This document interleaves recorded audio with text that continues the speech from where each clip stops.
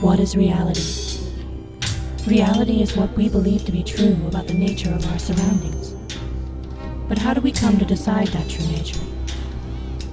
Do we conceive it completely on our own? Or do other devices gently sway our thoughts onto a pre-decided path? This is the hard question we must all ask ourselves as free humans on this planet. New Skulls for Reality.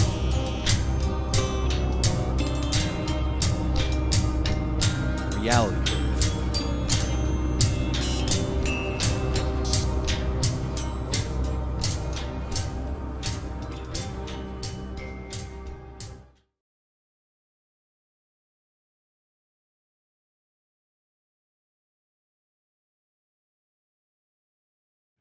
Hey guys, Hey, there we are. on? What's Hey. going on? We're your one-stop shop for technical difficulties here at Reality Brief.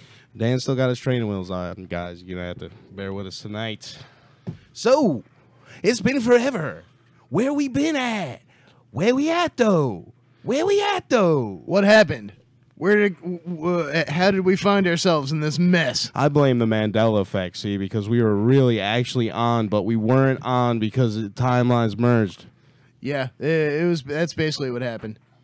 So welcome back to the show. It's been a while, man. There's a ton of things happened. we haven't done a show in Yeah. a couple of weeks, and it's good to be back on the air. All right, check it out, Dan. Look, when you guys are doing a show, you definitely don't want to keep your show prep up on the screen that is the full capture screen. So what you want to do is kind of move that over to the left screen where the video capture software is. Bang. Yeah, Boom. yeah, we're getting the hang of it. Boom. That's how you roll. So we are once again broadcasting live from the super secret undisclosed location here in Hampton, Virginia, guys. Hampton, Virginia, center It's of the military industrial complex. It's a hell of a place. Which brings us to our sponsors tonight. Tonight, we are sponsored by Human Services. We got a brand new album out, guys. You can check it out. You should there. definitely buy one. Ooh, it's so pretty. You can buy it, and you want to go to Human Social Services. studies. HumanServices.bandcamp.com to check that And out. if you happen to attend a Thomas Nelson Community College, this is a perfectly acceptable substitute for your Social Studies 101 textbook. Also, we are brought to you by Congressional Hearings. Yep, the House Committee on Un-American Activities. Mm-hmm. So what's up first on the list here tonight, Dan? Oh man, we got yellow robots and blue chickens and red menaces and all kinds of fun stuff. Should we dig right into the core content? Should we get right to the good chicken, the blue chickens? Let's do it. I think we should. Now, bear with us, guys. This is probably, you may have already seen this Yeah. before. And if you're a fan of Reality Brief, then you may know a fair bit about Corey Good and Cosmic Disclosure and Blue chickens. yeah, this gentleman Corey Good has a show on Gaia called Cosmic Exposure, and Hey, guys. Hey, we made it into the chat. or Cosmic yeah, there we are, Cosmic Disclosure, right? And so we're talking about how what I want to know is Put that over there. how much of this is actually legit, and yeah, there we go. Do we got it? Is it up? Oh yeah, It's up. It's up so good. Look at that power of technology, guys. I know At we work. we do amazing stuff that you can do these days, just Dude. from the comfort of your own super secret undisclosed location. I just want to praise how well you have me hit the buttons for you. You're doing a splendid job. I'm getting it, man. I'm getting it. Oh, boy. So Cosmic Exposure. this guy, let's Now, see. this is from the same guy. He wrote a piece a while ago about, it was like, whistleblowers, something the veracity of the secret space program. It was a pretty good article. He covered a lot of people. Something Blue is his handle. He claims to have researched disinformation tactics for the last 5 years. Now he's publishing a series of articles on the subject. So, is Cosmic Disclosure, is this disinformation? This guy says, I'm writing this article, Corey Good, the Cosmic Exposure Show and his disinformation cult as a way of cross-examining some recent articles that use disinformation tactics to spread rumors, innuendos, and outright lies in the name of seeking the truth. I really fear that feel that Corey Good's charade goes far deeper than to get a quick rich scheme, and is in fact a carefully designed project to divide and conquer the New Age community while presenting a romantic, sanitized, and twisted version of the secret space program. Dude, I swear I get there. I get there very easily, man, after listening to this guy talk and listening to all the other people who are claiming to be in the secret space program, listening to their stories, listening to what he says. And, you know, I came to this conclusion on my own, I think, a while ago. It's not to say that the guy wasn't involved in anything. He doesn't know anything. I don't really know. You know what? I could be completely wrong about that. You know, I have no way of knowing for certain. Hopefully time will tell. But, yeah, he definitely cleaning up the narrative a bit and trying to paint certain factions as, like, good guys when really, in reality, there are no good guys in this. Yeah, I have to imagine anybody that is coming to Earth from off-world is coming here because they're getting something out of it, whether they're trying to colonize the place or terraform it or, you know, exploit it somehow. So the guy, he goes on and he says, this is being done so that the Cabal's spin doctors can create their own version of full partial disclosure, right? And kind of hide behind disclosure as a mask, a good guy mask. Like, see, we tell you the truth. We're the good guys. You don't have to hang us from trees. So, in such a way as to eliminate possible prosecution for any of the many crimes against humanity, Black Op programs they have been involved with for the last 5 decades, such as MyLabs, military abductions, military laboratories. I mean, that's a pretty big damn crime right there. I mean, while keeping most of their advanced technology and space programs a secret from the public in the name of security, and to continue to manipulate the truth. Dude, I mean... Anyone, yeah, he continues, anyone that's read any of my articles about the secret space program over the last 2 years will know that I started out a big fan of Cosmic Disclosure, with hosts David Wilcock and guest Corey Goode. Over time, my enthusiasm dwindled and eventually soured. I wrote a bunch of articles, at first praising this show for finally confirming the stories of many whistleblowers, well-researched books, YouTube videos, and internet articles concerning the secret space program I'd come across over the years, but over time, I began to question certain aspects and inconsistencies in Corey Goode's story. I wrote an article back in 2016 entitled Corey Goode and the Cosmic Disclosure Enigma that questioned the veracity of Corey Goode, David Wilcock, and the Cosmic Disclosure Show based on his supposed experience in the secret space program, his numerous trips to Hollow Earth, and messages from the higher dimensional beings, the Blue Avians. In this article, I posted a poll in which 88% of the 75 people that had participated stated that they didn't buy the story and suspected a hidden agenda. It's obviously agenda, okay? There's no way... It's just too much money behind it for me to believe that there is just a pure agenda for this. You know what I mean? There's too much money wrapped up in this shit. It's too high profile. It's becoming too mainstream for it to not have an agenda. And, dude... watching that show, I don't know if you guys have watched that show. I mean, it's entertaining enough, right? I mean, you don't know exactly... It's fun for the what-if factor. Like, what if this is really going on? Like, we don't know how much of what he's saying is true, how much of it is, you know, embellished, how much of it is outright lies or distortions, you know. So, if you've been watching it for a while, you can see there's points when he's talking with David Wilcock, and...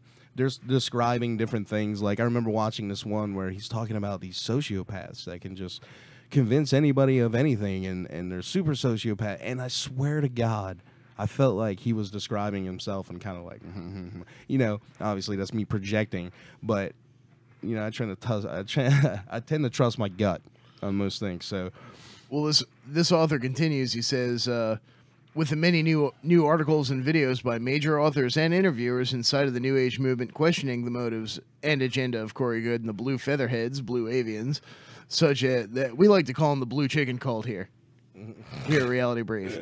That's it. You know, Greys, sure. Reptilians, probably. Look, I'm not gonna say that. Anunnaki, all right. Look, I'm not gonna Pure say energy beings. I'll fuck with it, but. Big Blue Chickens is not out of the ballpark for me, man. Like, you know, if it's just really Big Lizard Men, Big Blue Chickens. I don't see, you know. Could there be avian-based intelligent life out there? Absolutely, man. You know, it's just like you know, pardon the phrase, out of the blue, because like you only really hear about these guys talking about him. You never hear anybody else say, "Oh, I was abducted by blue chickens." Well, you I hear mean, lots of motherfuckers say, "Oh, I was abducted by Graves." There's some, but it's few and far in between. And then anytime someone tries to say that they were contacted by blue avians or anything similar to that, Corey Good jumps all over their shit and starts calling them liars and fucking Yeah. You know, so who knows, If man? you happen to have been abducted by blue avians, you should call and tell us all about it. 757-528-8130. What's that number again, Don? 757 528-8130. Damn right. So this Okay, guy so he's going on about the Bill people Ryan, question- Alfred Lamont Weber. Yeah, but you know Kerry what? That guy's Cassidy. got some shit with him himself, man. That Yeah. Alfred guy. I don't know if you remember all that shit that jumped off a year or two ago. Dark journalist catches my attention from time to time. Daniel List, the dark journalist. Shane- He mentioned Dr. Stephen Greer, Christine Anderson, and Randy Moggins. James Rink. Yeah, that's a big one. But it's time to review this article and see how it stacks up with and these you know other what? major players and You what know they're what? saying. I would like to offer this guy an edit to this article. You can go ahead and put down Reality Brief up here too. Yeah, Don you and definitely Dan should. from You Reality totally Brief. forgot. Yeah, you forgot about it. Everybody always forgets about us, man. It's like I we're know. doing a show. Come for on, 4 people or something something. blue. Get your shit together, guy. All right. So, is this why Corey Good and his business partner Roger Ramsar have created a have created a publishing company geared towards creating a comic book and a video game? A video game for real? Yeah, we've said for a long time that we. I would play the shit out of it. Yeah, if Secret Space Program were like a tabletop RPG, we'd be rolling dice all night. Anybody want to lend us some money to make that happen? If you can, and if you do want to give us some money to make that happen, feel free to stop by our Bandcamp, download an episode of the show, pay whatever you want. Or better you yet, pay. just call 757-528-8130 and we will go ahead and process the credit application now on the air, live we will. on the air. Agents are standing by. Agents are standing by. So now this guy Roger, his business partner, he's got some shit with him too. He's been attacking some people. I'm not going to say any names, but most of the people watching this is going to know what I'm talking about. Or at least a few of them.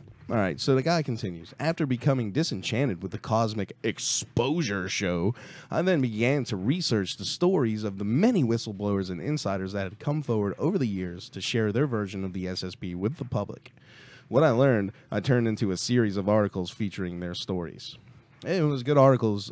This is on hubpages.com. Search in Deep Blue? Something blue. Search Something Blue. That's SOMETHGBLU, and you can find his other articles. They're pretty good. And of course, we will be very soon sharing this on our Facebook page, facebook.com/realitybrief. Stop on by. You can check it out there.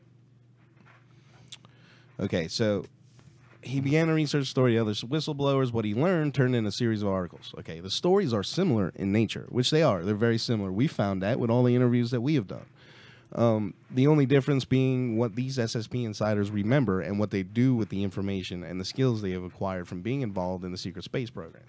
Now, while they are very similar, they are also very different. So, but you know, you could chalk that up to any type of mind manipulation, that kind of sitting there spaghettifying people's brains.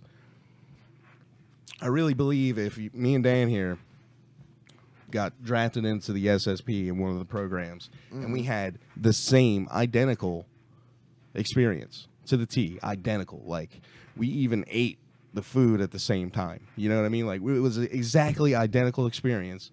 When we got back and we lived 20 years of life here on Earth outside of the SSP, when say we both start remembering at the same time, we're going to remember those events completely different, because it's going to blend with movies, television, other memories and experiences you had. It's going to mix in, it's going to cross with dreams, and it's going to be all kinds of fucked up. Yeah, So 'cause that, apparently when they mind wipe prime you, it scrambles all your neurons together, so you can't remember what's real and what's, it breaks the connections to your memories. Now, we've covered this technology as it's been being released to the public over the last year or two. And what they're releasing and what they're showing is it's not erasing the memory. It's breaking the connections to the memory. So the memories are still there. They're just blocked off. They're from blocked everything off. else. So they can be repaired in whatever way. And it's been shown that strong EM fields could do it too. So, and that's another, it's an interesting point because Tony Rodriguez, another SSP insider, was on our show, and this was before all this stuff came out, was saying that he had a CAT scan, which is a giant magnet, and then that like brought to the surface a bunch of memories. So a few months later, they start coming out about the technology about how the EM fields can restore the memories that you lost. So I mean, what happened? oh, nothing. That's what you got there with that. The technology is there and open to the public for you to look up right now and find out. So, you know, like I said, they are the same in some ways, and they're completely different. And the main stories of being the same that you get are just trauma, like severe trauma, and different groups, and the way things are in different groups, you know. But then again, completely different. You know, you just got to listen and watch. You could see it. Without having a big graph here of the differences and the similarities between all of them, I can't, you know. It's a lot of info rattling around up there. Sometimes it's hard to sort out and bring to you. So, Corey Good related articles by Something Good. All right, he's going, this Something is all the Blue. things that I wrote, or Something Blue. CIA flashback. All right, so let's see what he's got to say about disinformation tactics. Okay, so a disinformation tactic is used by governments, institutions, corporations worldwide to confuse the public, the competition, and potential enemies. It is designed to distract, confuse, and misinform the opposition in order to hide the truth. So what you want to do is think about this in terms of something a little more earthbound, like chemtrails, right? Or FEMA camps. This is a perfect example of disinformation tactics, okay? FEMA camps are exactly real. It's an exactly real phenomenon. For the large part, FEMA camps are designated zones to be turned into internment camps at the drop of a dime, right? They've got all these different systems, and they can have a camp built in like 2 seconds, man. They've trained all the military to be internment resettlement specialists, but then you've got people running around videotaping train stations and shit like that and claiming it's a FEMA camp and all this when it's not, and it's easily disprovable, and then people then latch on to the bullshit and it discredits the whole thing. Yeah, when in truth, the FEMA camps aren't going to be established more than 48 hours before they're needed. Mm-hmm. And then take chemtrails. Now, that's a real thing. Geoengineering is a real thing. They're spraying shit, right? Not every plane in the sky is making a chemtrail, all right? Now, this is another thing that discredits it, that makes it just seem ridiculous. You know what I mean? Like, to the average person. So, you know, these are other examples of it. And what he's saying is this is kind of working in the SSP. So the term became popular with the United. All right, so hear no evil, see no evil. Here's some examples. 25 ways to suppress truth. Rules of disinformation. Number 1, hear no evil, see no evil, speak no evil. Not reporting information or the lie of omission is a very effective way of censoring information, because most people will not look any further for the truth than the first idea presented to them that fits their paradigm and makes any sense. So they turn on CNN and they see some guy on there going, "Oh, the government killing us with the chemtrail," and you know what I mean? It's obvious bullshit. And people say, yeah, it's bullshit. They don't look no further and see geoengineering and see all the proof and see all the chemicals they're spraying. Because the TV fucking told them, right? Become incredulous and indigent. How dare you! To avoid answering revealing questions, one simply uses the "how dare you" question. Shame! My authority. Shame! Create rumor mongers. Spread rumors that will attach labels to your opponents, such as she is an ex-Illuminati. They are a fake con artist. They're a troll. They're attention seekers. They're a LARPer, whatever you want to say. Now, You mean like that rumor about Corey Good actually, just being brainwashed by the CIA? that would be some crazy shit. I would say if you put this in the context of Corey Good, which is who this guy is talking about, he's saying he's doing these kind of things. All right, so hear no evil, see no evil, speak no evil. Number one, he doesn't talk about the atrocities going on. He hints at them a little bit, but doesn't really talk about it, okay? He kind of ignores it. How dare you question my authority is, Gatekeeper behavior. if someone asks, like, that goes with number 3, the rumor monger thing, because he'll be like, let's just say, all right, everybody pretty much knows at this point that Corey Good was attacking Ileana the Star Traveler, all right, saying that she was an op, essentially, and God knows what else. So What did it say in that one episode of X-Files? And then accuse your enemy of that which you are guilty. And then if you turn around and try to say, hey, well, wait a minute, you know what I mean? Who makes you what's what and king shit, know everything?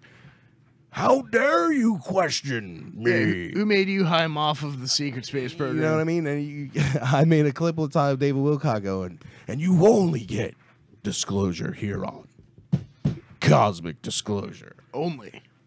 I mean, so use a straw man. Now, this is a popular attack too. Create a false issue based on your interpretation of your opponent's argument and set about proving it holds no merit. Attribute a false set of information to your opponent so they can be easily proven wrong.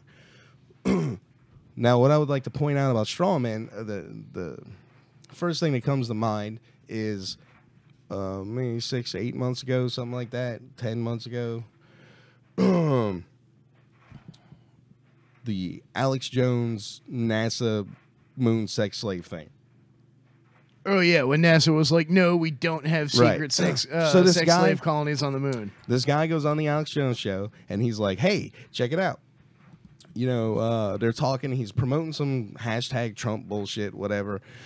And then he's like, from what I hear, they not only do that shit here, but they have, sex slave bases on Mars. Alex Jones grabs that immediately, right? Goes to NASA. Now I'm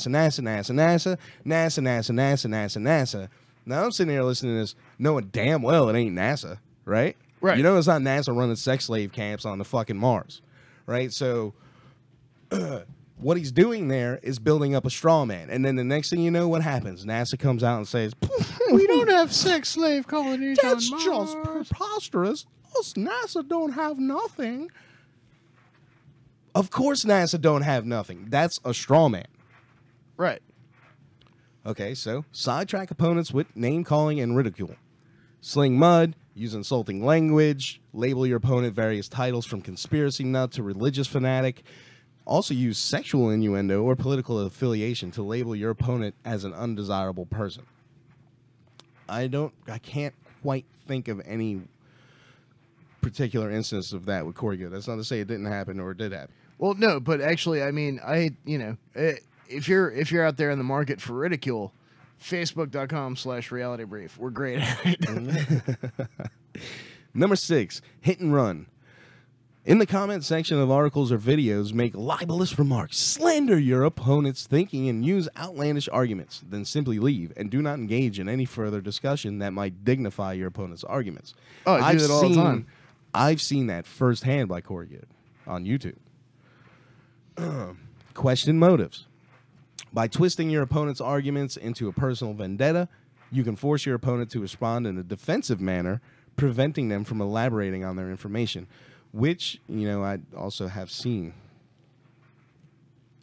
Okay, I'm not really at liberty. Sides. I'm not really at liberty to go into great detail about that, but all right, so invoke authority.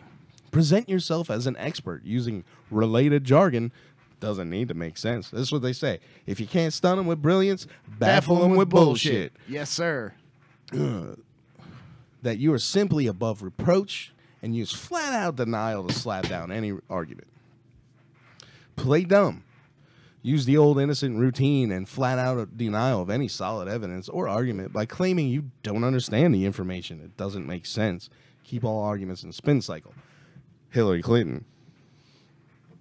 100%. What do you mean, like wash it like with a rag? You mean like wipe it with a rag? Which is probably one of the worst attempts at playing dumb I've seen in a long time. What, you want like a rag? Associate opponent charges with old news. Create the impression that any new information has already been explained in previous posts and is no longer worthy of consideration. Tell the opponent they need to move on as this new information is old news. Just like this show tonight. Yeah. Move on, guys. It's old news. All right, so he just goes into more and more of that. If you want to read the rest of this, like I said, I suggest you do. Go to hubpages.com and search for the Something Blue author and check it out.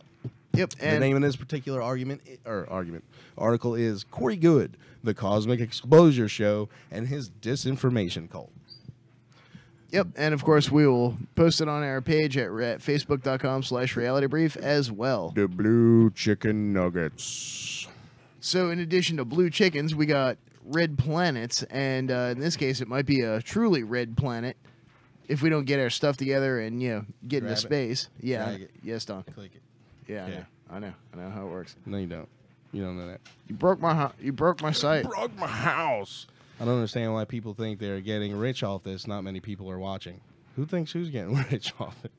Corey Good is making a lot of money. Yeah, I'm sorry. Guy.com is making a bunch of money. There's every kind of alien you can think of out there. I don't understand why this is so hard to believe if you've been following this for a while. Yeah, Dan. What's wrong with you? Healthy skepticism, I guess. Who's a true fraud? Scott? Who's a true fraud? Me, I'm definitely a true fraud. Me too. I'm working on it.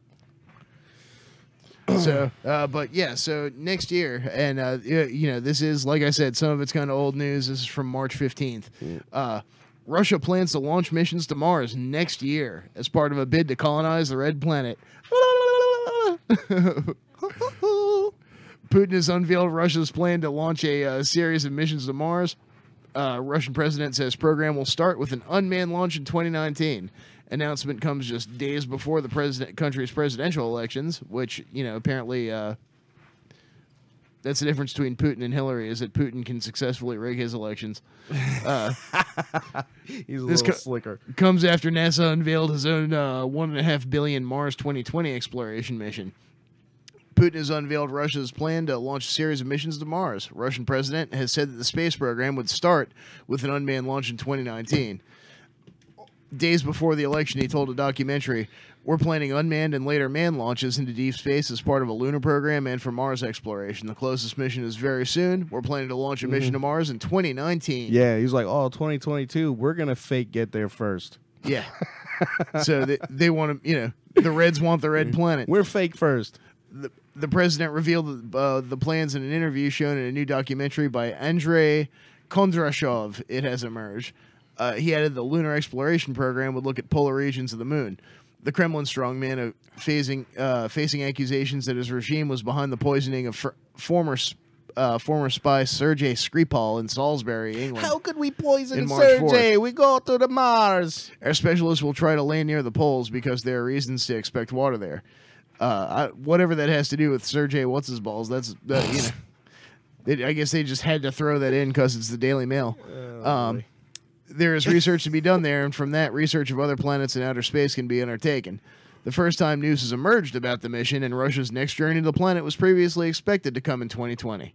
So here we have some pictures of glorious Russian probes. Look how fancy.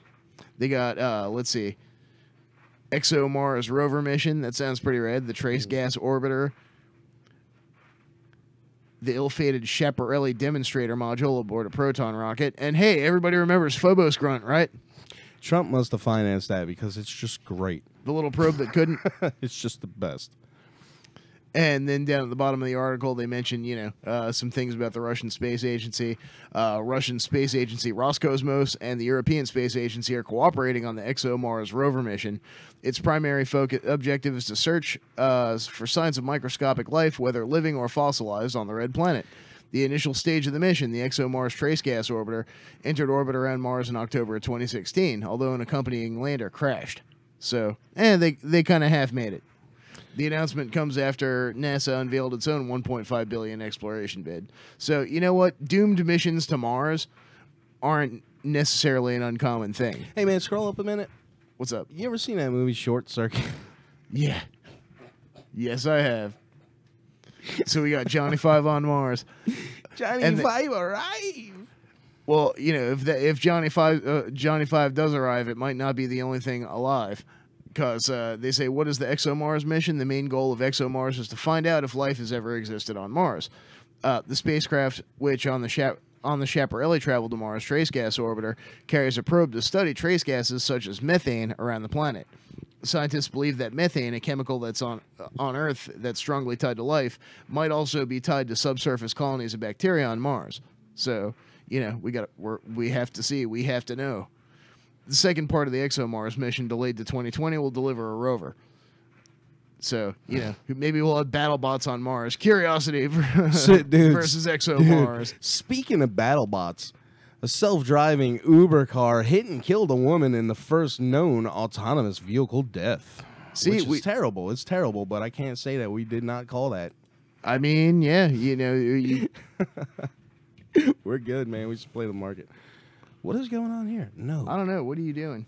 It's making me disable my ad blocker, and I don't want to. Oh, what a bunch of crap. All right, here we go. This comes out the Business Insider. Wow, this is really old. Yeah, this is. But, I mean, you know, it's been a while since we did a show, so. Oh, no, it ain't. Okay, here we go. This came out March 19th. Yeah. And apparently I'm not going to be able to read it without opening an account, so Dan's going to have to. Well, no, it's okay. We got it up on our main display screen. So, yeah, self-driving Volvo purchased by Uber. Well, in this picture right here. Not saying this is the vehicle that was involved in the crash. But, you know, here's an example of one of these self-driving Ubers. And, you know, X-Files did something like this recently. They had an episode of X-Files where it was like Rise of the Machines. Like, Mulder and Scully went to go hit this sushi bar, right? And they're in the sushi bar. They're eating sushi. And they screw up Mulder's order. Or it's not what he wants or whatever. And so he declines the tip, right? And after he declines the tip, all the robots start trying to kill him. Like the robots in the restaurant, the self-driving Uber that they call to get home. Scully gets home and her home security system goes apeshit on her.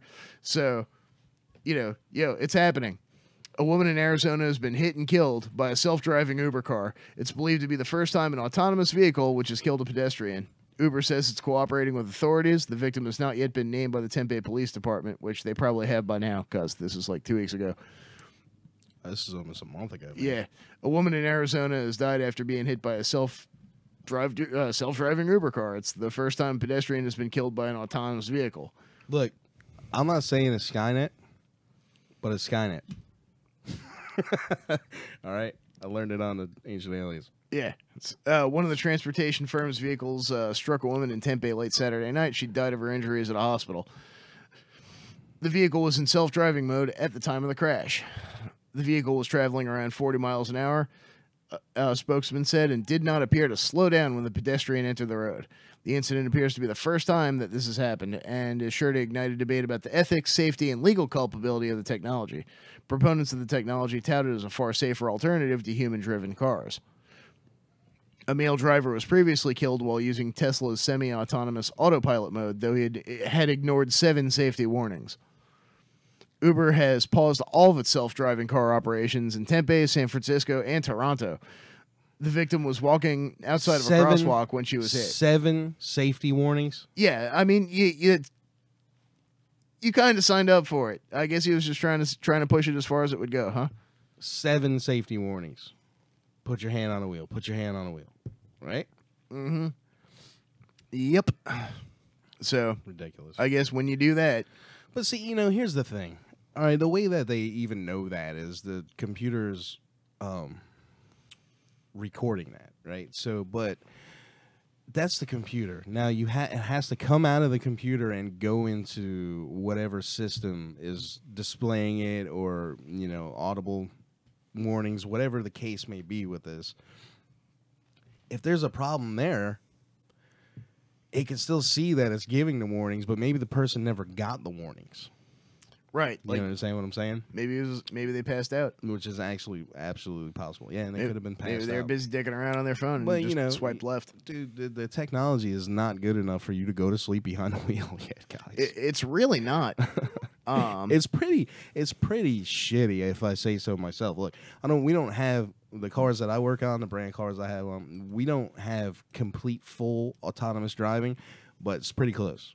We've got lane mitigation, adaptive cruise control, all this stuff. And let me tell you, a little bit of dust is fucked. Well, and it's funny because a friend of mine told me about an incident that he was driving. I'm not going to name names to protect the innocent, but a person that I'm close with told me about how he was on the road last week. Some asshole merged into him from the right lane, and his car automatically tapped the brakes and then readjusted itself to keep going forward straight. Mm-hmm. And this is like a newer Japanese car, Right. And now I'm not saying that this type of technology is bad, because it's not. What I'm saying is it's not fully developed yet. Right. And it's not perfected. And until that happens, they don't need to be having fleets of fucking Ubers running around, man. And I just want to emphasize that these lie detector Yeah, you're right, and it's the world's not ready for this. Now, I did see something a while back talking about the world is ready for it, but the technological curve isn't there yet. At least from what we know as the plebeians on the surface. I saw this thing not too long ago. They were talking about self-driving cars in the air. Flying cars. Oh, fuck that. Well, but check this out. They were talking about building a hit detection system based off of the blockchain, so that the things would automatically recognize each other and know not to fly into themselves or solid objects. With the blockchain? Yeah, they were talking about using blockchain tech to create a collision detection system. I guess so you couldn't fake anything and freak the whole system out. Right. So we got UFO sighting here. Or what did you pull up? Oh, well, we were talking about you said something that made me think about this. Oh, about the AI taking over? Yeah, that's going to happen. Yeah. What's it? Yeah, you want to go with that? Yeah, go for it, man. I think it segs nicely. Start it off, So, I'll get it open. time traveler from 2030 passes a lie detector with shock claims over AI and Trump. And this is coming from express.co.uk, so take it with a grain of salt. I mean, anytime someone's like, I'm a time traveler, Look, I got this guy says he's a time traveler. I got to double check. You know what I mean? Like, time traveler, right? In a video uploaded to YouTube last year, Noah, who did not disclose his last name, claimed that he risked his life to travel back in time to warn humanity about dangers of the future. This so-called time traveler, at the time, said, "I am not attempting to deceive anyone. My sole objective is to prove to you that time travel exists, and that I, myself, am a time traveler." First of all, time travel became possible in the year 2003. It's only used by top-secret organizations. The ability to time travel will not be released to the public until 2028. Well, at that point, will the year matter? Is this the same dude with the stupid picture of the water? I don't know. Now, in a shock new video, Noah appears to pass a lie detector test, as he is asked about the future, although the full results are not disclosed. I can't find it. The interview begins. Noah is asked a simple question. Are you an actual time traveler from the year 2030? He responds with a yes, and true appears in large green letters superimposed on the video. However, the results on the machine are not shown. Amongst his predictions is that Google robotics will spread across the world and be developed to the point where they can independently run a home like humans. Noah, whose face is blurred in the video, also claims that Bitcoin will continue to be popular, although old-fashioned cash currencies will still be in use. According to him, humans will discover time travel and become widely known this will become widely known in 2030, 2 years after a mysterious figure called Ilana Remeke is elected U.S. president.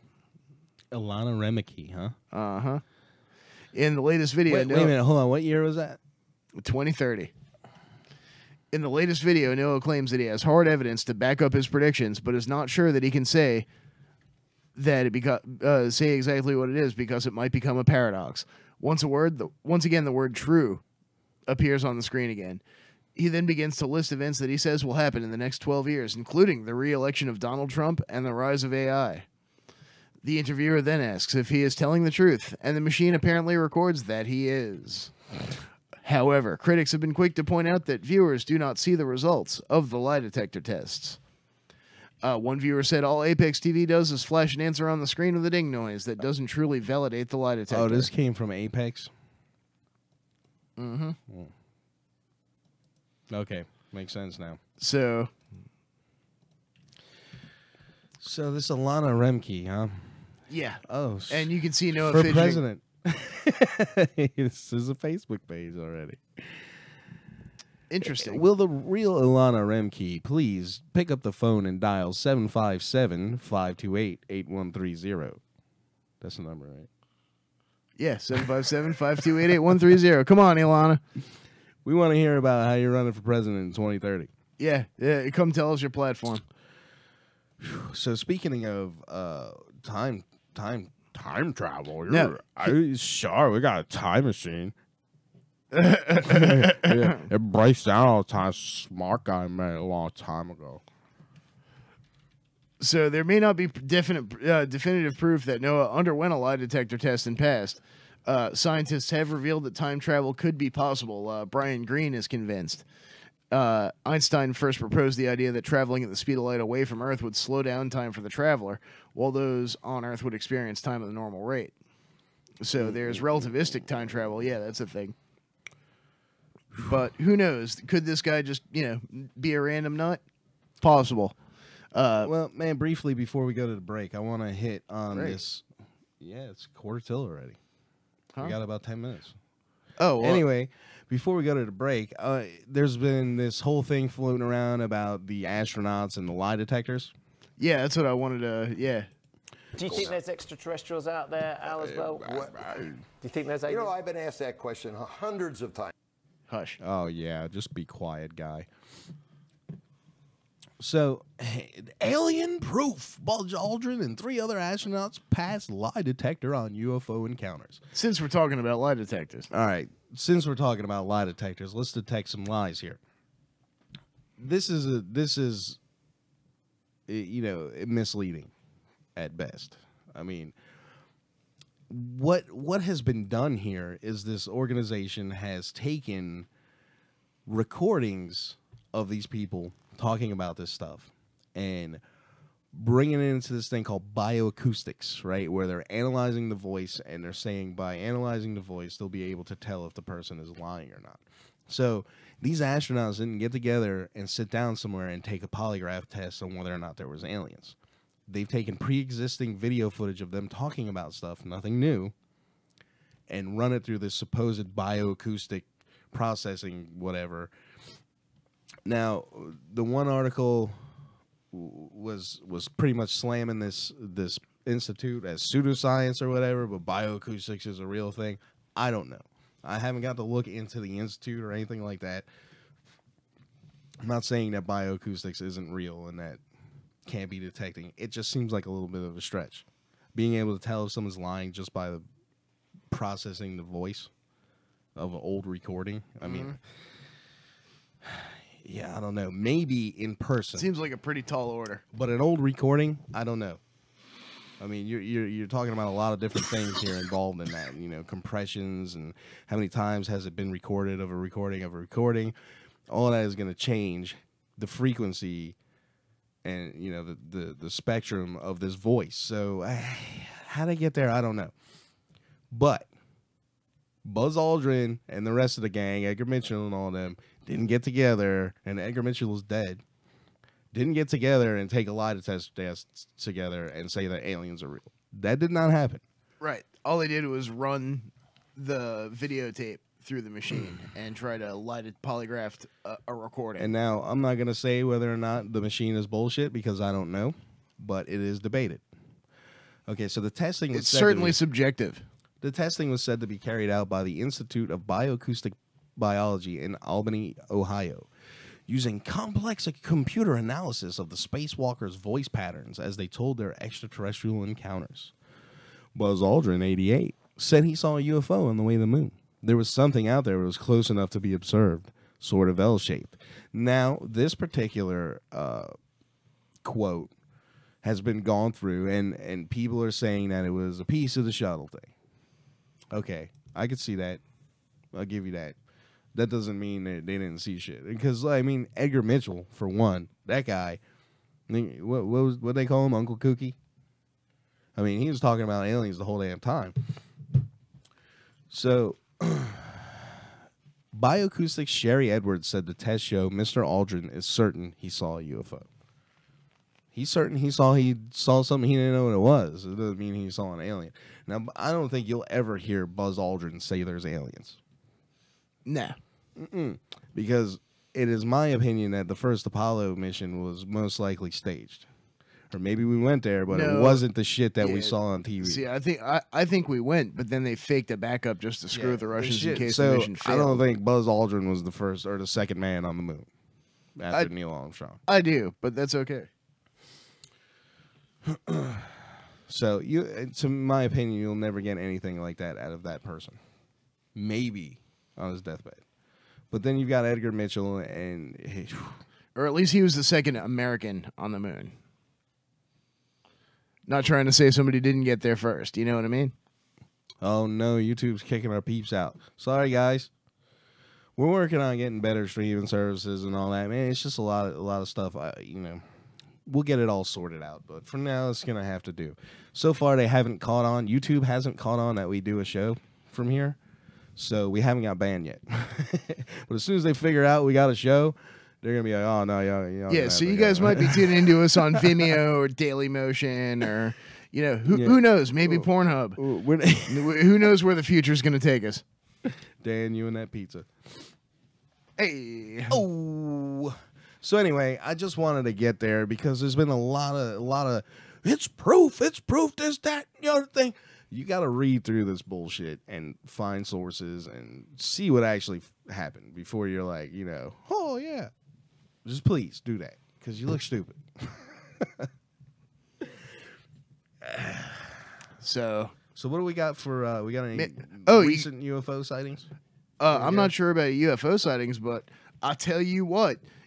You remember the last show that for anybody who, has enough memory to recall the last show that we did, or to anybody who cares, you might remember us talking about the 12 Monkeys guy, right? The CDC scientist that was studying the Ebola virus and Zika and all that fun stuff. I think I remember that. Yeah, well, they found him, and he's dead. Surprise, surprise.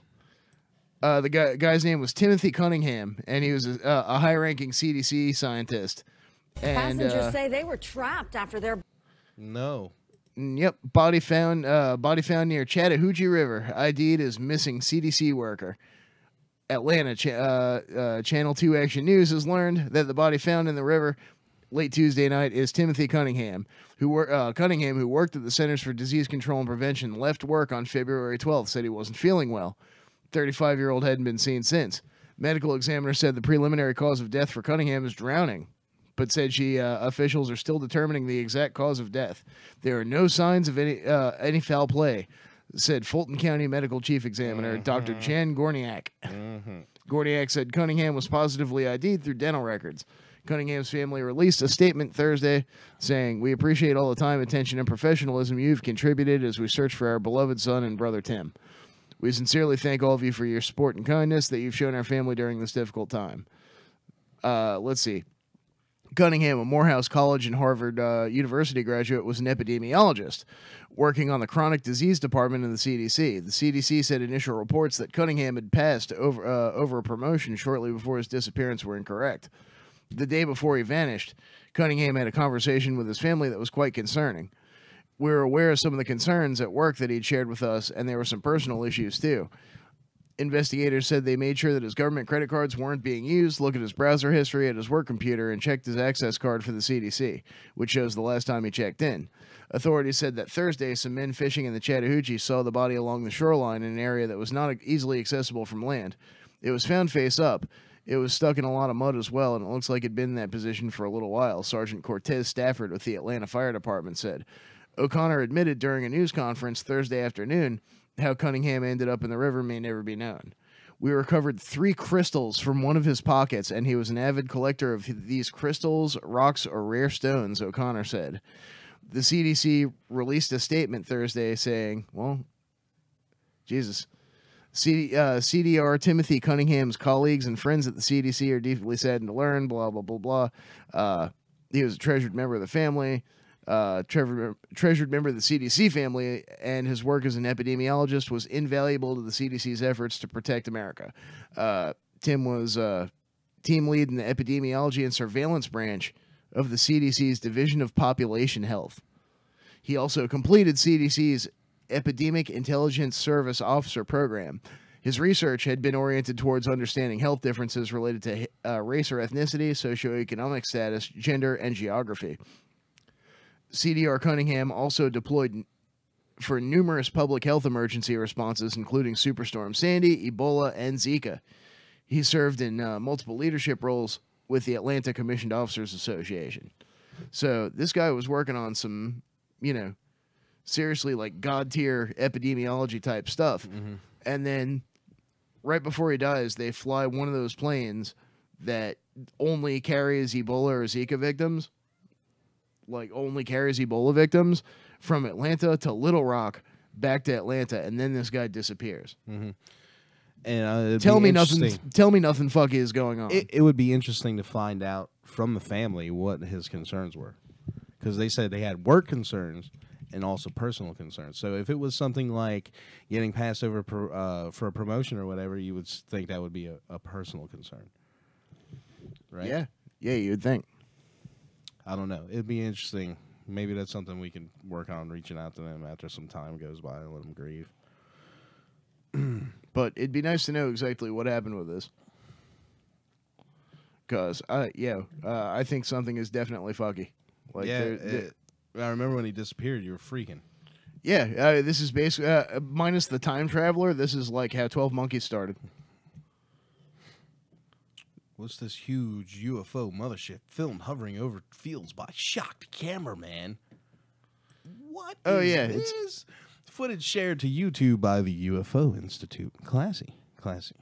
Shows the craft, made of 6 hovering lights, floating in a field close to Columbus. That would be in North Carolina, right? Okay, the lights remain static throughout the course of the video, while an eerie jet engine-type humming sound fills the air. It was filmed by a mystery cameraman on April 3rd who was heard saying, "I would like to know what the heck those lights are," during the mysterious encounter.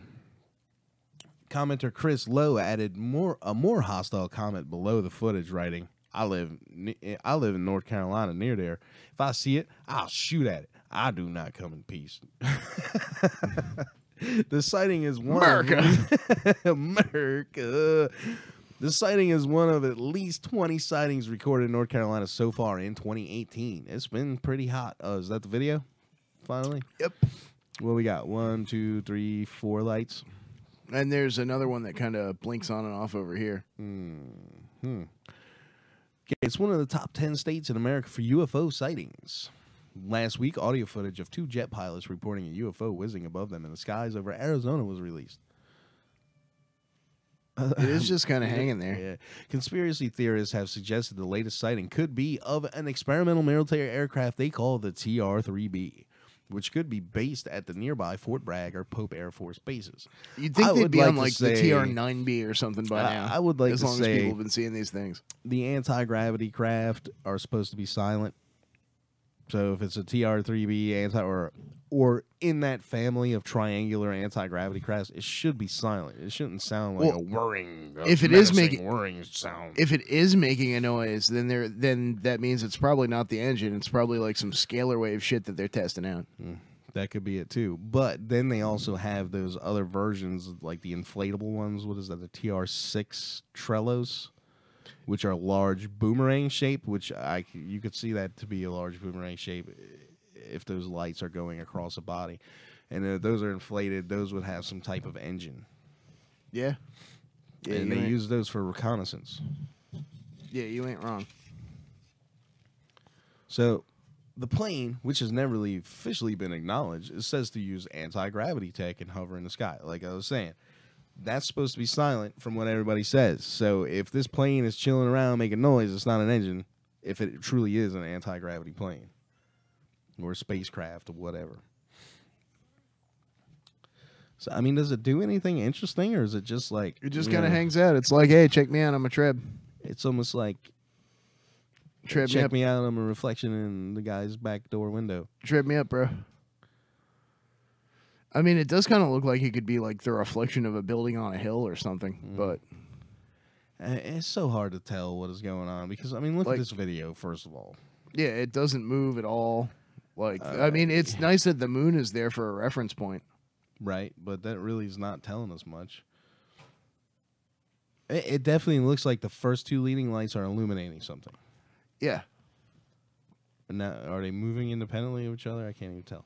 See, you know, a lot of the stuff that we've been seeing lately, man, it's obviously, like, could obviously be drones. This one staying still, I don't know what the hell that is.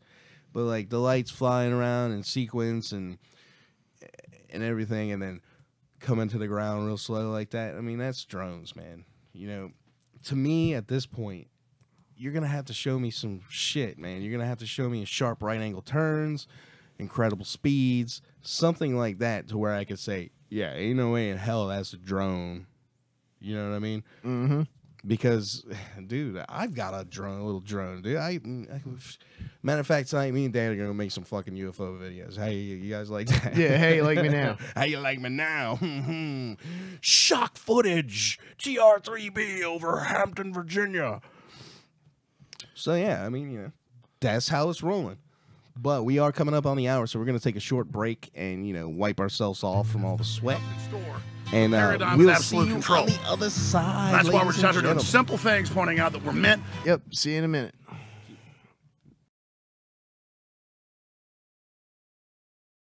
To transcend the New World Order. And that's why they want to try to keep us out of it. I'm angry. I've had enough of these people. They're a bunch of Christian murder scum. They're on giant death factories keeping babies alive and selling their body parts. What more do you need to know about these people? I go out and face these scum. They literally crawl out from under rocks. They have green looking skin and they run around screaming, we love Satan, we wanna eat babies. I have them on video. Hillary's in the creepy weird sick stuff, man. She sleeps in the same room with that creepy weird woman whose mother wears a hood over her head. What the hell? That woman number one is ugly. Imagine how bad she smells, man. I'm told her and Obama just stink.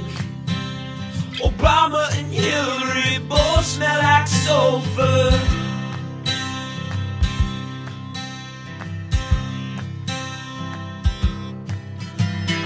Literal vampire pot and the goblins are hobbling round coming after us. My spirit gets close to that evil and I feel it go.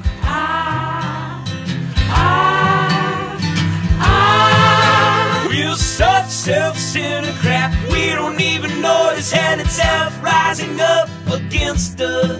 Millions of pointed people of the very worst type, and I'm so pissed. We're gonna stab your daughter at the mall.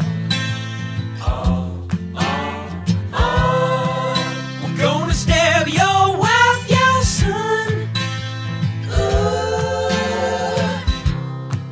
We're gonna stab you with a butcher knife, and then the police chief is gonna say, we love our Somalis, we love our Muslims. Oh, they're so good, oh, they're so sweet. I was watching Fox News as I worked out this morning. Wasn't that nice? Subscribe to Super Deluxe for more.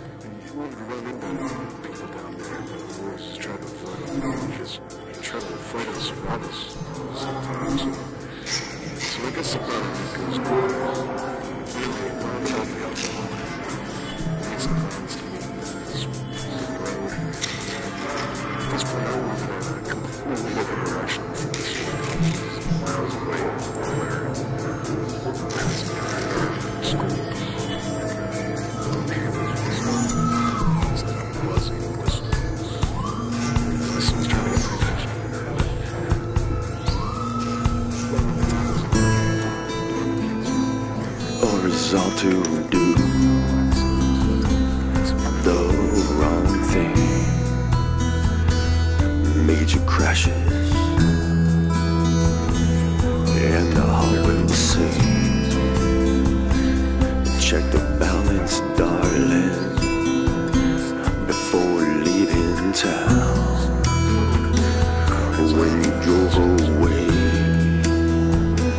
alert sense of sound, step with each other until our eyes turn gray. Your secret side, expired pesticides, feeling out to normalize the top prize. Late night arrive is an ill-mannered sign. Still a slice of rye in order to provide. No words to say, spying eyes from outside.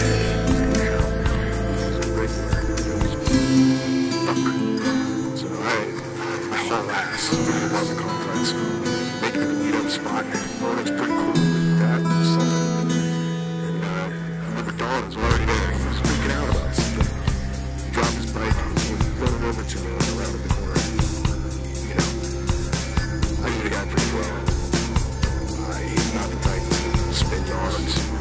Definitely not the type to freak out who the girl was right away. So he tried to keep his distance, but just couldn't. He said as fast as he rode, every time he looked back, the guy was crouching or hiding behind something closer and closer every time. Like, impossible. He said he could hear the guy whispering stuff really fast. He noticed as the guy got closer and he was whispering into his fist. He said he got closer still and he could see the guy was whispering into a ring. He said closer still. And he said the ring was a big fat fly tied to his finger, just buzzing around in place. He's hyperventilating, you know. I don't even know how to tell him that I had just seen the creep as well. I don't know, neither of us are ever religious, but I could tell he meant it when he said, that man was the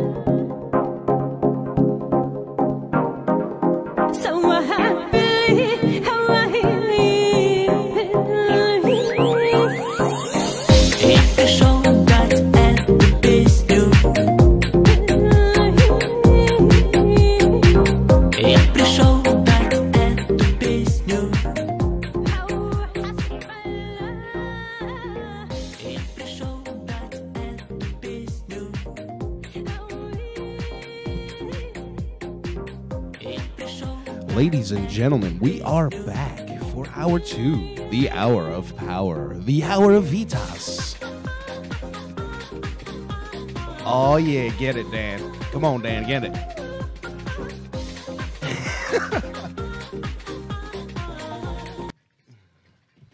All right, so guys, enough of that. I'm trying to turn it off. Try to turn it off. It won't turn it off. Make it stop! Ah, make it stop!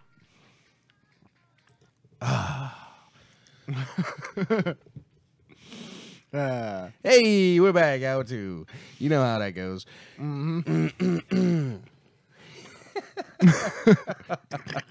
Anyways, guys, we previewed one of the Human Services tracks for you guys earlier in the break. So if you're interested in that, you can head on over to humanservices.bandcamp.com, check it out. Maybe purchase one, maybe listen to it, whatever you want to do. It's all good. They're good help. They do our music. They do a lot of music for us. It's good. All right, so there's something I wanted to touch on before we jump back into our core content. You know, our off-world happenings and missing scientists and CDC conspiracies and whatnot.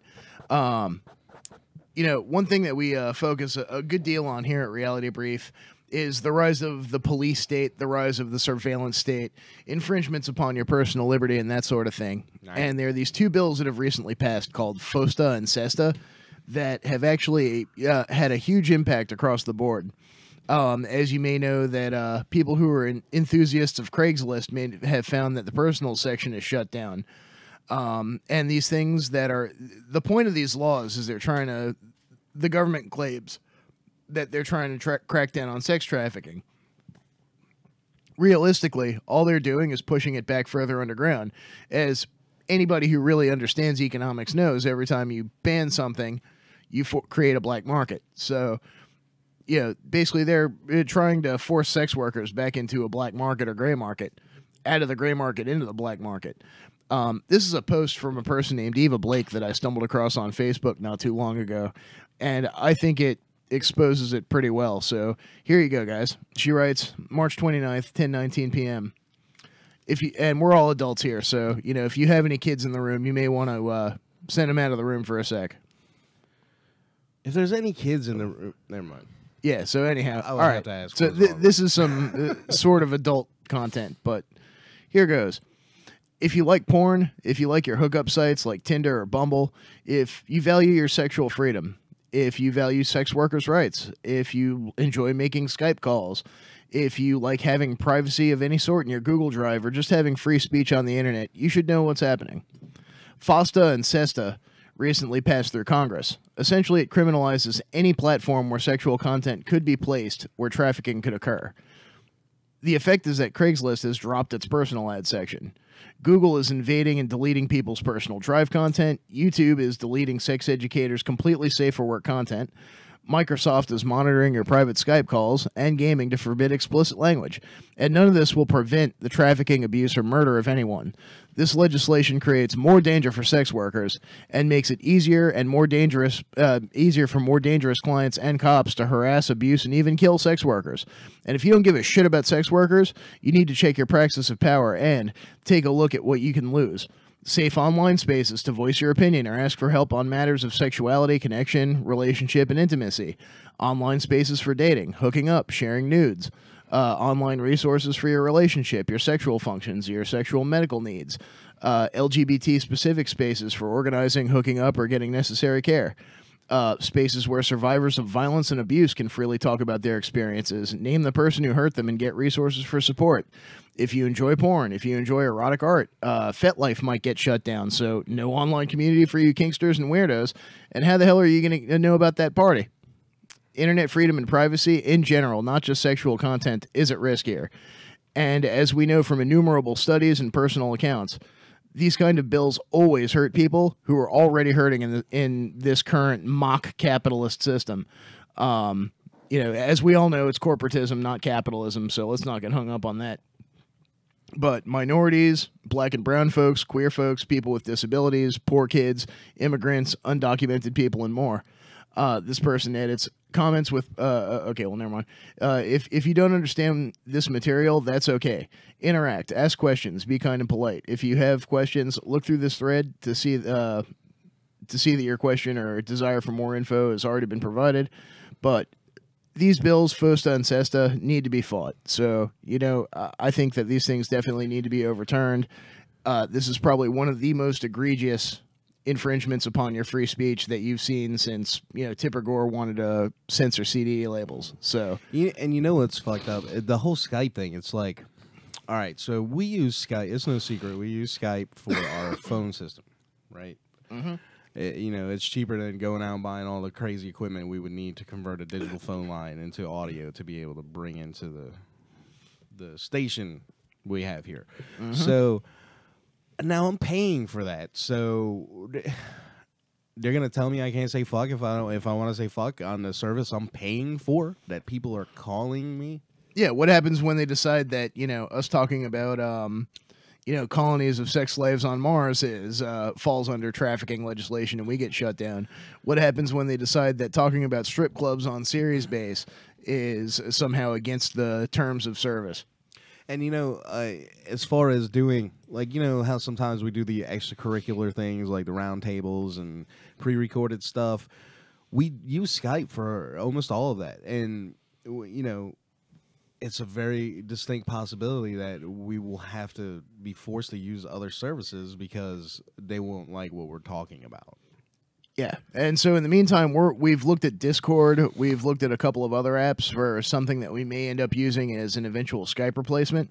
So that is on the table. We may end up having to move to a completely different platform as far as our internet calling goes. And, if that happens, you, our dear sweet listeners, will be the first to know. So besides freedom of speech, there's other things that are, plumbing into the earth in a flaming wreck. Recently, Tiangong 1, we're jumping back into our core content. Tiangong 1 just fell out of space over the South Pacific. There was a lot of talk about this for a while that, there was some concern that it was going to impact a populated area, and thankfully it didn't. I was hoping, personally, that it was going to land on the heads of politicians, but, we're never so lucky. But, yeah, there it goes. Tiangong 1, tracked on radar. It's a Chinese space lab that's been up there for a while. It was launched in 2011. So, China is ramping up their space program, man. And it's kind of vague. They say above the South Pacific, but they don't really confirm where, except for this handy Google map that kind of tells you. So these yellow lines are the paths that the debris kind of took as it fell to Earth, northwest of Tahiti. And there's actually a place out here that they refer to as the spacecraft graveyard. You may have heard us talk about Operation Moondust here on Reality Brief a couple times. It's a government op that they try to intercept everything that falls back to Earth out of space. Doesn't matter if it's a 10-millimeter nut that fell off a satellite. So yeah, that's a pretty big swath of sea to cover. So I think these guys have their work cut out for them for a while. Well, jumping off of that, we've talked about before how they're using technology to read your mind, that kind of thing, and, for interrogations and this, that, and the other thing. Well, it seems they have pretty much perfected this now. No more secrets. New mind-reading machine can translate your thoughts and display them as text instantly. Isn't that cool? Now, think about what the first thing is going to be the main consumer for this. I mean, obviously, besides people who write and stuff like that. Facebook, man. People are going to be thinking at their Facebook, right? But then that means you'll be able to walk past any device and it'll be reading your goddamn mind all the time, right? That sounds like the scuttlebutt of it to me. All right, so scientists have developed an astonishing mind-reading machine which can translate what you are thinking and instantly display it as text. They claim it has an accuracy rate of 90% or more, and say that it works by interpreting consonants and vowels in our brains. And this also, our regular listeners might remember Kevin Trammell talking about being in a med bay and someone talking to him and reading up on a screen what was going on in his mind. So there you go. Here is the technological basis for that. The researchers believe the machine could one day help patients who suffer from conditions that don't allow them to speak or move. The machine registers and analyzes the combination of vowels and consonants that we use when constructing a sentence in our brains. It interprets these sentences based on neural signals and can translate them into text into real time. In fact, scientists claim that the machine can use words that it hasn't even heard before. Study leader David Moses told The Sun, "No published work has demonstrated real-time classification of sentences from neural signals. Given the performance exhibited by the machine in this work and its capacity for expansion, we are confident in its ability to serve as a platform for the proposed speech prosthetic device." So I wonder if this comes courtesy of Hawking, like courtesy of the tech that they use to get Hawking to speak again. There are fears from critics, however, that the device will cause problems if secret thoughts are exposed accidentally. How about the fact that they could perfect it? All right, so far the thing looks like it just kind of attaches to your head, right? But who's to say 5-10 years from now, if, obviously they probably already got the shit perfected, but down here in the surface level where we're all just roiling about discovering new technologies, 5-10 years from now, why couldn't they be able to beam this? Yeah, I know, right? And I'm sure when you have a 10-foot Bluetooth radius or something. I'm sure most of the people you'd probably just want to mute. Like if I were an old man laying in a hospital bed and they had one of these things hooked up to me, it would constantly be like, "Holy crap! Look at the tits on that nurse." The device was developed at the University of California. Penny, get on your homeboys. Penny, get on your homeboys. And explained in the Journal of Neural Engineering. And there's a little video. You want to play that for him? Yeah, sure. Nah, who cares if we get in trouble?